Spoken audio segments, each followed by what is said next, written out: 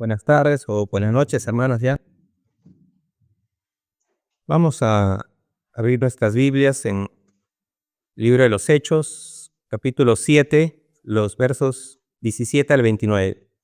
Ustedes pueden seguir la Nueva Versión Internacional, voy a leer yo en la Reina y Valera.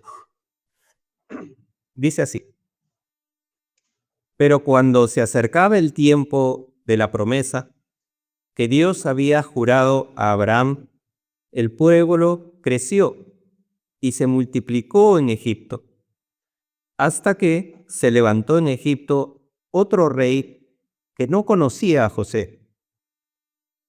Este rey, usando la astucia con nuestro pueblo, maltrató a nuestros padres a fin de que expusiesen a la muerte a sus niños, para que no se propagasen. En aquel tiempo nació Moisés y fue agradable a Dios, y fue criado 3 meses en casa de su padre. Pero siendo expuesto a la muerte, la hija de Faraón le recogió y le crió como hijo suyo. Y fue enseñado Moisés en toda la sabiduría de los egipcios, y era poderoso en sus palabras y obras. Cuando hubo cumplido la edad de 40 años, le vino al corazón el visitar a sus hermanos, los hijos de Israel.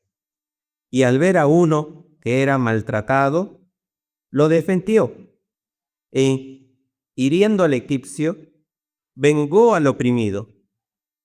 Pero él pensaba que sus hermanos comprendían que Dios les daría libertad por mano suya, mas ellos no lo habían entendido así. Y al día siguiente se presentó a unos de ellos que reñían y los ponía en paz, diciendo: varones, hermanos sois, ¿por qué os maltratáis el uno al otro? Entonces el que maltrataba a su prójimo le rechazó diciendo: ¿quién te ha puesto por gobernante y juez sobre nosotros? ¿Quieres tú matarme como mataste ayer al egipcio? Al oír estas palabras, Moisés huyó y vivió como extranjero en tierra de Madián, donde engendró 2 hijos. Vamos a tener un momento de oración. Bendito Padre Celestial, gracias, Señor, por traernos hasta aquí. Gracias por cuidarnos, protegernos y tener siempre una palabra para nuestra alma, nuestra mente, nuestro corazón, Señor. Perdónanos, Señor, nuestros actos, nuestras distracciones también que te ofenden y te desagradan. Y ayúdanos también en este tiempo también a permanecer concentrados en el mensaje que tienes para nosotros. Y reténnos, Señor, en nuestro ser, para que pueda ser también puesto en práctica y recibir los beneficios de tu palabra viva en nosotros. En el nombre de tu Hijo amado Jesús oramos. Amén. Amén. Bien, hermanos. Les sugiero que tengan su Biblia abierta, los que han traído, si no, acá tenemos más Biblias. Vamos a tocar algunos textos de ahí. Algunos no los voy a volver a leer, pero los vamos a tocar. Así que no me crean ni confronten lo que estamos hablando aquí con lo que dice la palabra, ¿no? Así que recuerden, Hechos 7, del 17 al 29. Continuamos hoy en el libro de los Hechos, ¿verdad? Y la situación que vemos aquí en el contexto es tensa, ¿no? Ya sabemos quién está hablando: Esteban, un hombre lleno de gracia y de poder, ¿no? ¿En qué situación está? Sigue de pie ante el Sanedrín, ¿no? Recuerden, el Sanedrín era el tribunal religioso más alto de Israel, ¿no? Y ha sido acusado falsamente, ¿verdad? ¿De qué? De blasfemar contra Moisés, contra la ley y contra el templo. Pero Esteban no ha tenido una actitud así de temor, no se ha acobardado o armado una defensa, una estrategia basada en defenderse o victimizarse. Más bien está utilizando el tiempo de su defensa para predicarles un sermón muy confrontador, digamos. Y pareciera que les está dando una lección de historia bíblica, pero no es un conocimiento para entretenernos, porque de seguro los que estaban escuchando ya sabían lo que estaba hablando, no era nuevo para ellos, ¿no? Pero les estaba demostrando que la historia de Israel muestra una historia de resistencia y de oposición continua al Espíritu Santo, ¿no?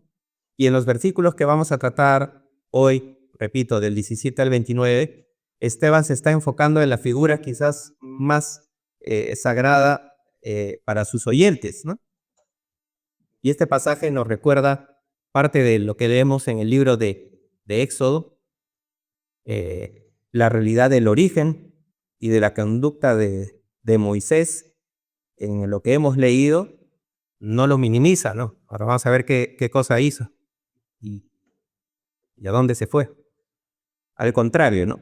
Pero el paralelismo que encontramos aquí con Jesús es lo que incomoda al Sanedrín, pues les está demostrando que sus antepasados hicieron exactamente lo mismo con Moisés que lo que ellos acaban de hacer con el Señor Jesucristo, ¿no?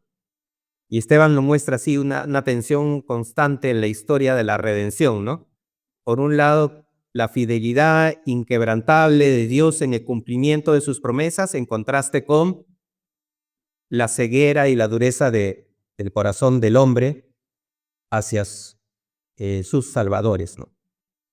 En otras palabras, ¿no? Dios no se cansa de mostrar fidelidad y el hombre, la mujer, no se cansa de mostrar su infidelidad. Y hermanos, este pasaje tampoco no es un recordatorio así indiferente del pasado, ¿no? Es más bien ¿cómo le llamarías? Una radiografía, ¿no? De nuestro propio corazón. Y es una advertencia también real sobre cómo las personas prefieren muchas veces la comodidad de la esclavitud antes que el costo de la santidad. Porque la santidad sabemos que tiene un gran beneficio, pero también tiene un costo. Al margen de ello, algo que debe grabarse en nuestra memoria, porque trae enseñanza, honra, identidad, es la soberanía de Dios, ¿no? Que la vemos aquí también. Y a pesar de nuestro rechazo, una y otra vez se mantiene fiel ¿a qué? A nosotros, fiel a su pacto, ¿no? Fiel a su pacto. Y vamos a ver así 3 puntos específicos esta tarde. Primero, el cumplimiento justamente de una promesa, la preparación del libertador y el rechazo también del mediador. El cumplimiento, diremos, de la promesa y el cumplimiento soberano de la promesa, añadiríamos, ¿no? Vamos al texto ahí, a ver. En los primeros versículos que hemos leído, Esteban conecta el crecimiento de Israel directamente con el tiempo de Dios, ¿no? ¿Cómo empieza nuestro pasaje? Lo que algunas llaman el reloj divino, ¿no? El verso 17 dice, pero cuando se acercaba el tiempo de la promesa.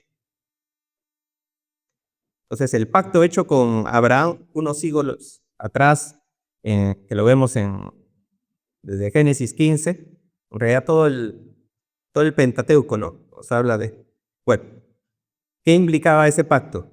Entre otras cosas, también tiene la descendencia, ¿no? Luego de un periodo también de esclavitud, ¿no? Entonces, este pacto no dependía del bienestar político del momento, ¿no? Estamos justo en un tiempo político también acá en Perú.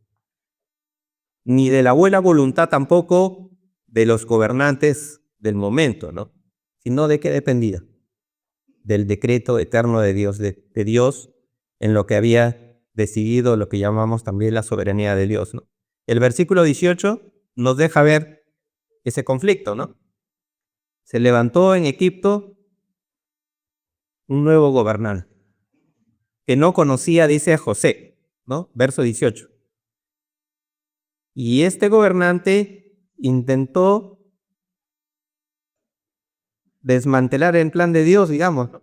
Un control de natalidad mediante la opresión y, bueno, ya sabemos lo que vino después, eliminar un infanticidio, si quieres, ¿no? Obligando al pueblo así a exponer a sus niños, ¿no? Para que murieran. La palabra nos enseña, como ya hemos venido viendo, ¿no? Que el sufrimiento no es sinónimo de ausencia de bendición, ¿no? ¿Cuántos de aquí nos sentimos bendecidos? ¿Sí? Qué bueno. ¿Y cuántos pueden decir que están libres de sufrimiento? Ya sabemos cómo funciona, ¿no? Entonces, la opresión egipcia funcionó siempre bajo la mano de Dios como llamamos, ¿no? Como el horno purificador, digamos, ¿no? Como un proceso de refinamiento del que ya hemos eh, hablado varias veces, ¿no? En el que Dios, aún en medio de las tribulaciones, y eso lo conocemos, nos trae consuelo. Romanos 8:18 nos dice que las aflicciones del tiempo presente no son comparables con la gloria venidera que habrá de manifestarse. Seguramente ahorita tienes muchas de tus aflicciones en mente, ¿no? Ninguna de esas aflicciones es comparable, ni las que pasaste antes, ni las que vendrán, con la gloria venidera que habrá de manifestarse. El crecimiento de la iglesia, incluso bajo la persecución, demuestra que el reino de Dios así se desarrollan y prosperan bajo la cruz.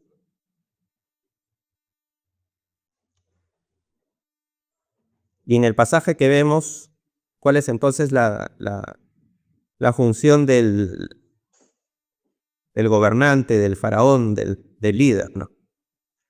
Y en general, lo que el hombre, poderoso o no, trata de hacer, maquinar sus propios planes para frenar más bien el avance de lo que son los planes de Dios, solo terminas dando digamos, un contexto, solamente termina siendo un fondo para el escenario siguiente, o en la diapositiva siguiente, ¿no?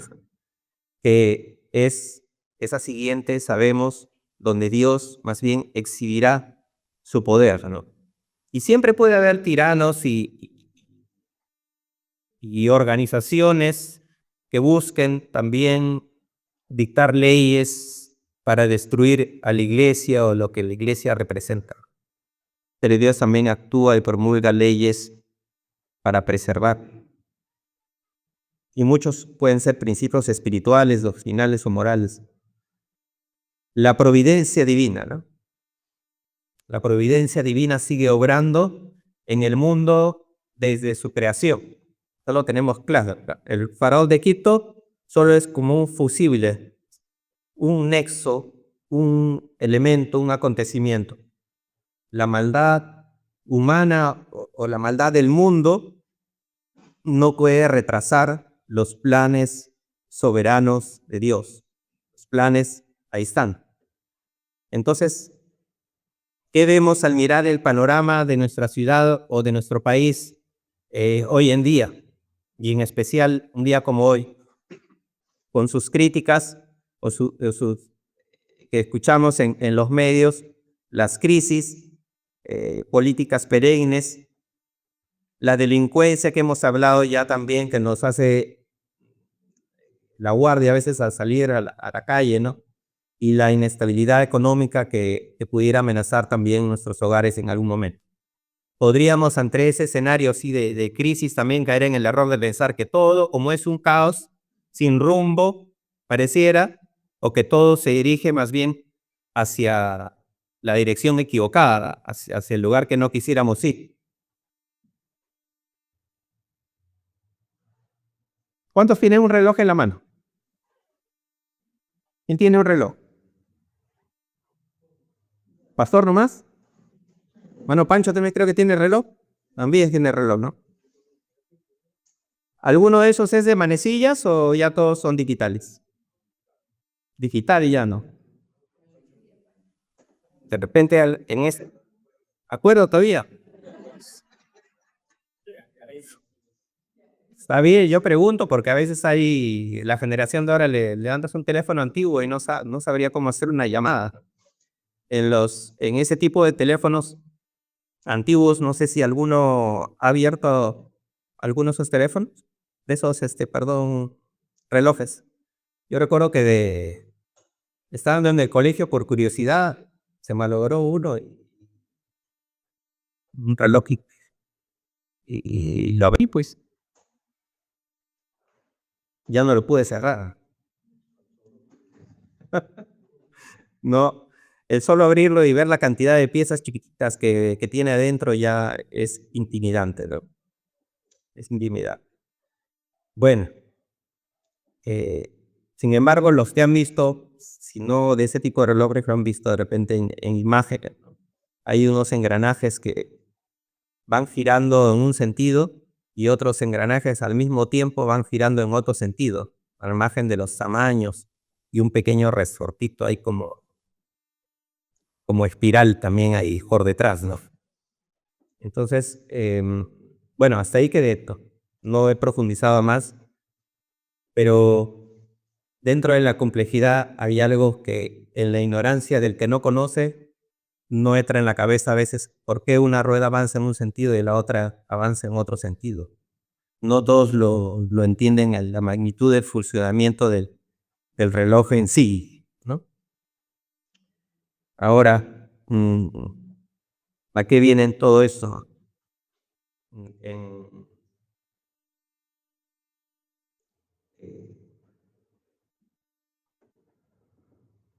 hay cosas que suceden en nuestra vida que pareciera que nos avanzan en una dirección y que no deberían ir en esa dirección. Pero al mismo tiempo, eso que pareciera que nos está llevando hacia la parte equivocada o que no debería, está moviendo también otra rueda en el otro sentido que nosotros no vemos o no sabemos cómo funciona, pero es Dios actuando y obrando y estando presentes ahí también en nuestra vida, porque Dios está presente en todo, en su creación. Hay quienes piensan, hay una teología, ¿no?, que piensa que Dios creó todo y se fue de paseo, ¿no? Dios sigue presente, obrando en el mundo. Nuestra perspectiva desde el desconocimiento no es como la del relojero, menos como la de Dios, ¿no? El nuevo faraón aquí levantó decretos de muerte contra los bebés hebreos. Es un engranaje, ¿no?, que gira con maldad, digamos. Pero la mano de Dios en su soberanía usó ese mismo engranaje para mover otro. Y ese otro que les decían, lo puso a Moisés en el palacio.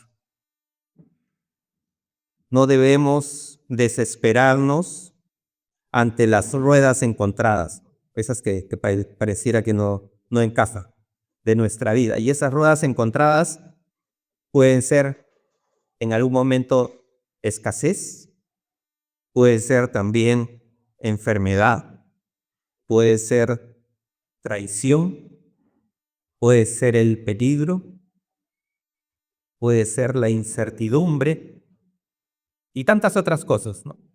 Pero nuestro Dios, que lo veremos aquí como el gran relojero de la creación, no ha perdido el control de todo, que es algo que recordamos mucho, ¿no? Dios está en el control de todo, y es cierto. Él está en control incluso en los días más difíciles de nuestra vida. Ahí está Él. Nuestra vida personal, de nuestro país, en especial. ¿Por qué? para cumplir su promesa perfecta, pero esa promesa perfecta también en tu vida y edificar también así a la iglesia, a su iglesia.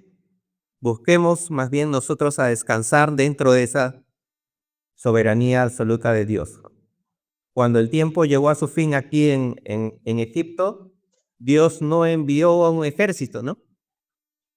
Para liberar a su pueblo. ¿Qué cosa envió?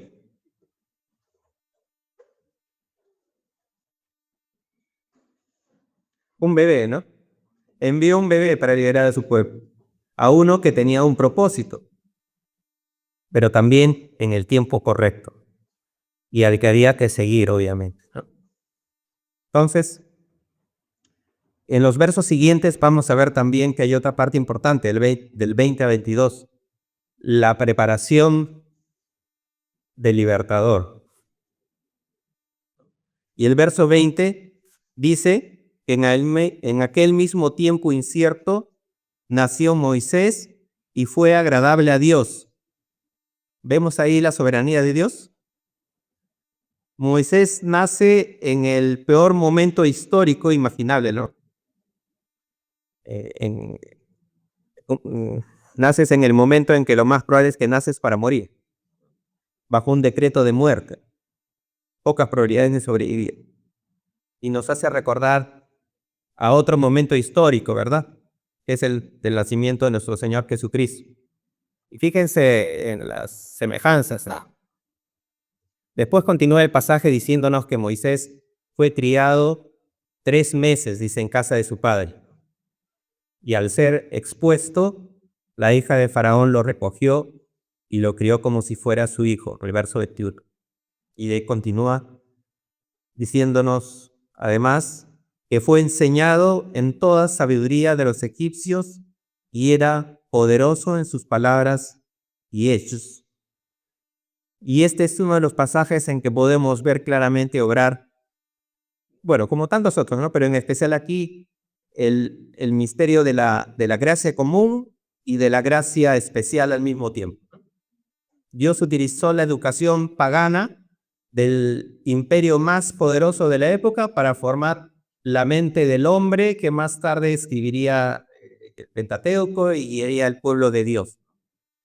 Dios usa en general las riquezas del mundo, en este caso la sabiduría egipcia, para ponerlas al servicio de su iglesia.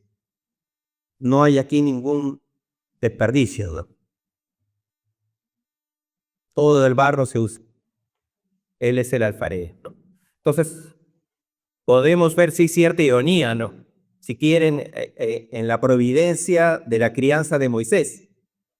Dios educó al libertador de Israel, digamos, en los centros de estudio del imperio opresor de su pueblo, el faraón o Egipto, pagaron los costos de crianza, ¿no? De la alimentación, de formación del hombre que más tarde quebraría de alguna forma su propio imperio. Entonces, el enemigo o adversario siempre tiene sus propios planes, diseñados en función de qué? Para su propia gloria, su propio beneficio. Dios, en cambio, incauta, decomisa, si quieren verlo por ese lado, o por otro lado, sabemos que de Él es todo. Y usa todo lo necesario para la redención de su pueblo.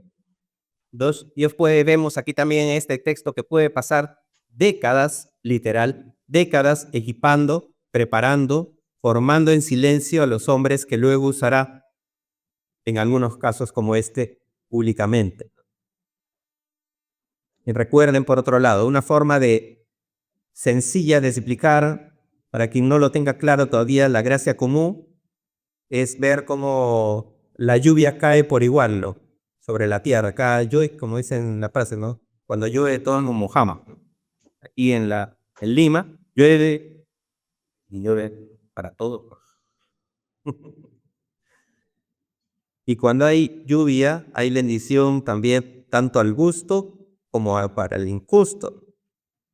Cae para todos. Y eso que cae para todos puede ser Esa lluvia puede ser inteligencia, puede ser salud también, puede ser habilidades y talentos.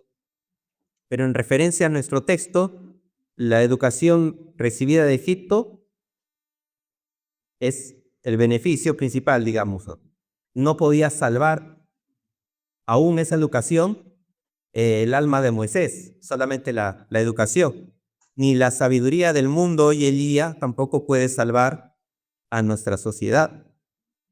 Moisés necesitó, además de esa gracia común, una gracia especial, otro tipo de agua, pero es agua que penetra pues y humedece la tierra muerta. Es agua que ingresa al corazón para regenerarlo. Pero para poder recibirla también y entenderla, Dios lo llevó al desierto. Pasó de los lujos del palacio, de la realeza, de los privilegios, que sea que haya gozado, al anonimato absoluto, ¿no? ¿Quién lo conocería ir cuidando ovejas ¿en dónde? Madián, ¿no? Madián. ¿Cuánto tiempo? 40 años. Un ratito. Romanos 5, del 3 al 5, menciona también que las tribulaciones y pruebas, ya sabemos que producen, ¿qué producen? Paciencia, carácter, esperanza, ¿no? Y lo que es una forma también, sabemos prueba, pero también es una prueba para tensar o formar de carácter, ¿no? ¿Qué sucede cuando se forma el carácter? Nos volvemos más resistentes. Y cuando somos más resistentes, somos más útiles también. Entonces, el desierto tiene su propósito. En algunos casos, más, en otros menos, pero es como la universidad para el creyente. Se presenta también como un tiempo de silencio para afinar el oído, sin distracciones, en aislamiento o soledad, para descubrir dónde realmente está nuestra dependencia, en escasez o crisis también, para conocer nuestro corazón y cómo reacciona. En ausencia de emociones a veces, como la pérdida del primer amor. Todo esto ayuda a probar la fe verdadera, para reconocer si nuestro amor por Dios es por quien es Él o mayormente por lo que recibimos de Él. Hay una ilustración que me agrada. ¿Cuántos de los presentes o de quienes nos escuchan a través del Facebook han bordado alguna vez? Acá presente bordado. ¿Qué has bordado, Dalita? Sábana. Diseño. Los bordes, espero, porque si no ya la bordas todo, ya es un tapiz. Normalmente se borda, bueno, ¿qué puede ser? A veces hay, en ese caso me imagino un diseño, un logo, ¿no? Hay muchos cuadros también que son bordados, lo que llamamos tapices también, ¿no? Si miramos nuestra vida desde cierto ángulo, y algunos podemos caer en algún momento a la depresión si nos concentramos en ese ángulo, quizás, ¿por qué? Porque nos trae angustia, pues lo que vemos, ¿no? Por ejemplo, en ese caso estamos mirando en realidad, digamos, ese bordado por detrás, por atrás. ¿Y qué vemos por atrás? No se aprecia bien el diseño, se ven los nuditos, ¿no? Las ataduras, a veces se ven los cruces, se ve desordenado muchas veces. Pero lo miran por otro lado y qué agradable, qué bonito. Entonces, muchas veces por detrás está justamente ese caos de hilos sueltos o de nudos desordenados, pero Dios por el otro lado está tejiendo en nuestras vidas también un bordado, un tejido más perfecto que nosotros no apreciamos aún, ¿no? Pero es hermoso para Él. Y eso es exactamente lo que nos cuesta ver mientras estamos atrapados, por ejemplo, en el tráfico, en momentos de frustración, cuando la rutina pues nos asfixia también, o cuando el negocio o las cosas no salen como esperábamos también, ¿no? O cuando la inseguridad de nuestro barrio nos quita el sueño, o cuando las preocupaciones y desilusiones familiares nos levantan o sumergen, ¿no? Bajo olas, ¿no? De las que pareciera a veces que tenemos poco tiempo para respirar y escaparlo.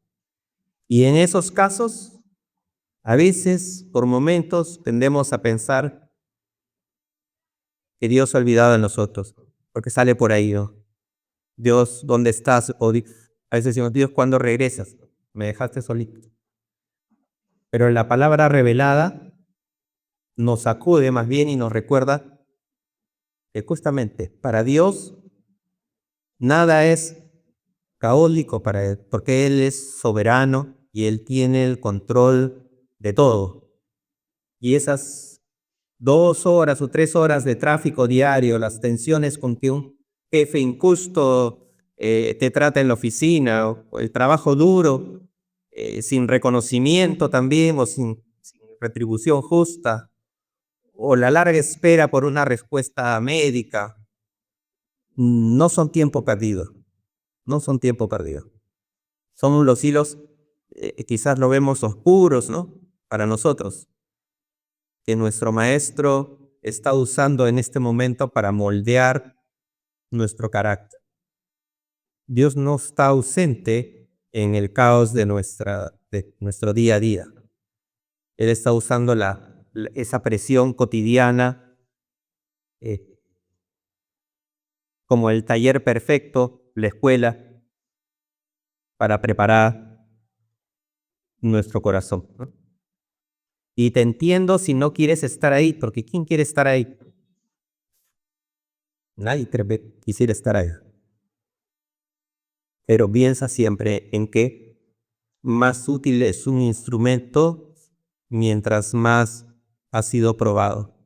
Y todos, cuando oramos, en algún momento hemos orado también diciéndole al Señor, quiero ser útil, úsame tu obra, ¿no? Entonces, a veces no sabemos lo que implica nuestras oraciones. A veces es esa tensión también a través de la prueba. Entonces, si hoy te sientes frustrado así por la rutina o por el anonimato, recuerda que Dios te está afinando. No es bueno buscar a veces el atajo, ¿no? Para salir de la prueba. Demos gracias más bien por la gracia común que nos sustenta, que la vemos, es fácil de reconocer en el día a día, pero rindámonos también a la gracia especial que está transformando nuestra vida. Recuerden, transforma nuestra vida para su gloria eterna. Y el tercer punto que vamos a ver es el rechazo del mediador. Un rechazo trágico, ¿no? Vemos de los últimos versos del 23 al 29 de esta tarde, noche. El versículo 23 nos narra que al cumplir los 40 años, Moisés decidió visitar a sus hermanos, a su pueblo, los hijos de Israel. Y literal dice luego que al ver que uno era maltratado, lo defendió. Y matando al egipcio, vengó al oprimido, dice el texto. Y el verso 25 contiene un suceso que a simple vista no pareciera, pero resulta ser muy doloroso, ¿no? Dice, pero él pensaba que sus hermanos comprendían que Dios les haría libertad por mano suya, mas ellos no lo habían comprendido así. Al día siguiente Moisés intentó reconciliar a dos israelitas que peleaban y el que maltrataba a su prójimo lo rechazó como una frase cortante de esas que quedan grabadas aún con el paso del tiempo. ¿Quién te ha puesto a ti por gobernante y juez sobre nosotros? ¿Quieres tú matarme a mí como mataste ayer el egipcio? Los últimos versos, 29, que nos dice, al oír esto, Moisés tembló, huyó y se hizo extranjero en la tierra de Madián. El acto en sí del israelita maltratando a su prójimo y rechazando a Moisés nos deja ver con más claridad o transparencia lo que a veces no entendemos también cuando hablamos de ese estado de depravación total por el que atravesamos. Así como el secuestrado puede sufrir en determinadas circunstancias del llamado síndrome de Estocolmo, que no voy a explicar, pero creo que ya hemos escuchado y lo entendemos, también sucede que el prisionero que ha nacido y crecido en un lugar oscuro, húmedo, maloliente, si quieren, aislado de otra realidad que desconoce totalmente, no solo no se da cuenta de sus cadenas, sino que probablemente las extrañaría si no las tuviera puestas, ni intentaría huir de su situación, ¿no? ¿Por qué? Porque a veces ese temor, un temor salvaje, puede evitar que uno, quien está acostumbrado a la oscuridad, vaya hacia una luz fuerte. O incluso terminas atacando a quien está por liberarle, ¿no?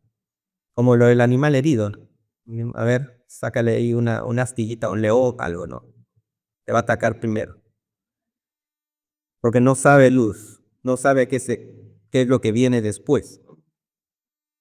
En realidad, esto pasa muchas veces porque nos acostumbramos a lo que creemos tener, es lo normal. Y una persona así no quiere despojarse de algo porque lo quiere y lo siente suyo y tiene miedo a lo desconocido. Israel prefirió durante mucho tiempo, incluso quisieron volvernos del desierto y querían regresar en algún momento. Prefirieron fabricar ahí, hacer las tareas como fabricar ladrillos o alguna otra tarea bajo ese sistema de opresión que leemos como opresión ahí en Egipto, antes que terminar sometiéndose al orden de Dios que fue dado en el tiempo e incluso a su ley que también fue dada ahí en el desierto. Algo que nos permitiría concluir que frecuentemente el hombre esclavo odia más bien la santidad del libertador. Moisés vino a los suyos y los suyos no le recibieron, ¿no? Y nuestro Señor Jesucristo también vino a los suyos, ¿y cómo le recibieron? Israel rechazó a Moisés en el desierto, así como el mundo también rechaza hoy al verdadero mediador. Y luego también preguntan, ¿quién es este Jesús para reinar sobre nosotros? Y es nuestra tarea también aprender a dar respuesta a ella. Y cuando dicen así, también, ¿quién es este Jesús para reinar sobre nosotros? No se están dando cuenta también, y no nos damos cuenta nosotros cuando también no nos sometemos al Señor, que estamos rechazando en realidad al Salvador. ¿Y qué sucede cuando alguien lo hace totalmente así? Terminamos eligiendo lo que termina en condenación, ¿no? Desde un punto de vista solo humano, el exilio de Moisés en Madián durante otros 40 años huele a fracaso, ¿o no? Es un fracaso, ¿no? Parece, desde nuestra perspectiva, ¿no? De los hilos que podríamos ver a primera vista. El plan se frustró, se desbarató, sin embargo, el aparente fracaso ahí, más bien, volvemos a la figura del taller o la escuela, ¿no? Que puede ser el mundo. Puede ser el mundo, puede ser un territorio, ese taller o escuela también puede ser nuestro trabajo, o en algunos casos ese taller, escuela también puede ser nuestra familia. Y ese lugar termina siendo donde Dios humilla el orgullo humano durante el tiempo necesario para que al final toda la gloria sea solamente suya. Entonces traigamos esto a nuestra sociedad individualista que nos grita constantemente a través de las redes sociales, las universidades, los centros laborales. Tú eres el arquitecto de tu vida, dice, de tu destino. Nadie tiene derecho a juzgarte. Sé tú tu propio jefe. Un poquito más allá dice, mi cuerpo, mi vida. Exaltamos la autosuficiencia. Y no está mal usar nuestras capacidades, nuestros dones, tener iniciativa, cuidarse, independizarse, etc. El gran peligro es que este pensamiento se infiltre en la iglesia, donde el ego es más bien levantado, hasta ponernos, y ahí el gran peligro, como señores y soberanos de nuestra vida, donde Dios no está en el trono sentado, y si Dios no está en el trono sentado, Él lo es el Señor, pues, porque el trono ya está ocupado, ya hay alguien sentado ahí. ¿Quién se sentó? Nosotros o el hombre. ¿Y dónde queda Dios? A veces hay un lugar, un campito al costado, a veces hay un lugar atrás, y muchas veces el lugar está debajo de la silla.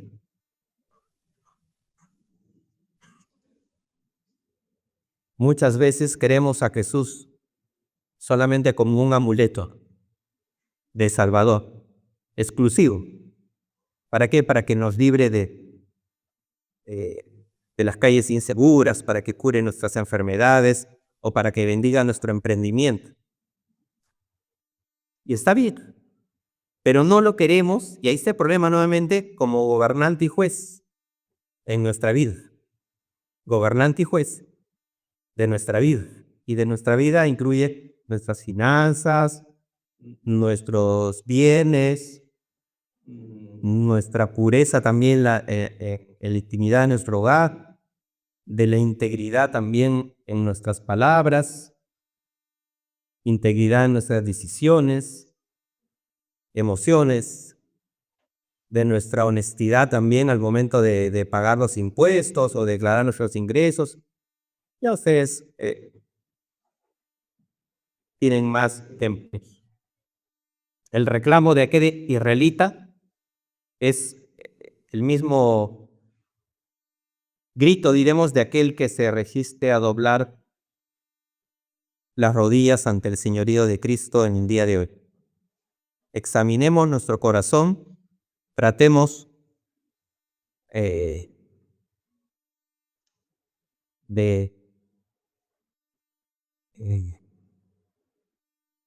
someternos, de ver a Dios como es en nuestra vida, su amor, su bondad, pero también lo que tenemos que a veces que despojarnos y preguntémosle, ¿no? ¿Tratamos a Jesús como un objeto de protección los domingos o nos sometemos a su autoridad absoluta también el lunes por la mañana y el resto de la semana? Como iglesia, nuestro llamado es a no endurecer nuestro corazón, a no amar las cadenas del orgullo, de la codicia o del pecado. El único y definitivo mediador sabemos que es Jesucristo. No vino para hacernos esclavos, ¿no? Ni para quitarnos la vida, sino a romper nuestras cadenas y darnos vida abundante. Y la verdadera libertad bajo su bendito y soberano reinado. En conclusión, ahora miremos el cuadro completo. Esteban quería que el Sanedrín abriera los ojos y viera que la historia se estaba repitiendo en este tiempo ante sus propios ojos ahí, ¿no? Moisés fue un mediador imperfecto. Falló, ¿no? Mató a un hombre y huyó para salvar su vida. Pero Jesús, aquel a quien el Sanedrín acababa de entregar, no mató a sus enemigos, ni instigó a ellos, sino que derramó su propia sangre para darles vida. Moisés huyó a Madián protegiendo su propia cabeza, digamos, ¿no? Jesús marchó voluntariamente hacia la cruz del Calvario para entregar su vida en rescate por muchos. Tenemos revelaciones, ¿no? Tenemos la palabra. Necesitamos fe y también depositar nuestra confianza. Confianza, ¿no? Confiamos de muchas maneras, ¿no? Confiamos al subirnos a un transporte público, ¿no? O sea, bus, taxi, ¿no? Algunos, ya no hay taxi seguro, pero seguro tienen aplicativos seguramente el taxi más seguro. Hay confianza en lo que escogen. ¿En quién confían? En la empresa, en la capacidad de quien maneja. Cuando vamos al doctor o necesitamos una intervención, nos da tranquilidad también la preparación de quien nos atenderá. En medio de una tormenta terrible, no solamente en medio del mar, ¿no? En las alturas del cielo de repente, ¿no? No sé cuántos han tenido oportunidad de viajar también en avión, pero la desesperación probablemente vendrá si nos concentramos pues en el movimiento del transporte en el que estamos viajando, ¿no? Si es avión, se sacude con fuerza por los vientos o en el mar las olas, al ser golpeado. En cambio, la paz en medio de esa turbulencia consiste en saber también, está bien, pensamos en Dios, pero también desde el momento que compramos nuestro boleto estamos confiando en que hay los equipos están bien y hay un capitán experimentado porque tiene las dos manos firmes sobre el timón, y que ese capitán obviamente conoce la ruta hacia el puerto seguro, cómo llegar ahí. Entonces, Betel, también iglesia, si nos quedamos mirando fijamente las olas de nuestra realidad, porque van a haber olas, y es que ya no las haya actualmente, y esas olas también puede ser el costo de vida, esas olas pueden ser las noticias de extorsiones en la televisión, la inestabilidad laboral también puede ser otra ola, la incertidumbre sobre quiénes nos van a gobernar también puede ser otra ola en el día de hoy, en este tiempo. Entonces, hay muchas olas. La falta real de apoyo en casa también puede ser una ola. Las mentiras con las que nos hablan también. La falta de respuesta de mi prójimo en mi criterio también puede ser una ola. ¿Vamos a vivir esclavos de la ansiedad y del temor? Quitemos los ojos de las olas, ¿no? Y fijemos más bien nuestra mirada. Las olas siempre van a estar, como también está el capitán. Y tenemos un capitán nosotros de nuestra salvación. Concentremos nuestra mirada ahí, en medio de las olas. La doctrina de la providencia de la que hemos venido hablando nos invita a descansar justamente no porque la tormenta sea suave o las olas sean chiquitas, sino porque las manos justamente de el timón de nuestra vida, son las mismas manos que sostienen el universo. Son las mismas manos también que fueron ahí clavadas en la cruz. ¿Por qué? Por amor. Por amor a cada uno de nosotros. Entonces, preguntémonos. Hay una pregunta ahí. ¿Quién te ha puesto por gobernante y juez? Dios el Padre ha puesto a Cristo por Rey de reyes y Señor de señores, ¿no? No cometamos el error de Israel en el desierto o del Sanedrín en Jerusalén. No rechacemos hoy también la voz del mediador que nos ofrece justamente una liberación, un descanso, paz, pero de esa que nadie ni nada nos puede quitar. Permitamos ser llevados al arrepentimiento de nuestra propia autosuficiencia, porque a veces hay que arrepentirnos justamente de eso, de nuestra propia autosuficiencia. Entreguemos nuestras cargas al Señor y descansemos en esa promesa que permanece. es inquebrantable y soberana de nuestro Redentor. Les invito a ponerse de pie para tener un momento de oración. Tiene nuestros rostros y llore. Te adoramos, Señor, porque tú eres fiel a tus promesas, aunque pasemos o suframos aflicción y pasemos tiempos de esclavitud, Señor, tú no nos olvidas. Tu mirada, Señor, amorosa está puesta sobre nosotros. Tu plan redentor para cada uno de nosotros avanza exactamente en el tiempo señalado por ti. Reconocemos hoy tu mano providencial en cada detalle de nuestras vidas. Muchas veces el mundo nos oprime y nos enfrentamos a vientos contrarios. En esos momentos de angustia, ayúdanos, Señor, a recordar que tú tienes el control de todas las cosas. Levántanos, al igual que lo hiciste con Moisés, para ser instrumentos de tu gracia y verdad en medio de un mundo quebrantado. Perdónanos si en nuestra debilidad también dudamos de ti cuando los tiempos se ponen difíciles. Lávanos, Señor, con la sangre preciosa de Cristo. Danos la valentía y la fe para confiar en tu voluntad, incluso cuando no entendemos los métodos. Ayúdanos a tener paz en la certeza de que tus planes son perfectos. Ningún faraón, ningún poder, ni ninguna circunstancia adversa puede detener el cumplimiento de tu propósito eterno. Señor, fortalece nuestra fe para que podamos mirar más allá de nuestras dificultades actuales. Danos un corazón dispuesto, Señor, a servirte y a testificar de tu grandeza. Que tu Espíritu Santo nos guíe y nos llene de determinación como lo hizo con Esteban, Señor. En ti somos más que vencedores. Te damos gracias por tu Hijo Jesucristo, nuestro único Redentor. En el nombre de Jesús justamente oramos. Amén.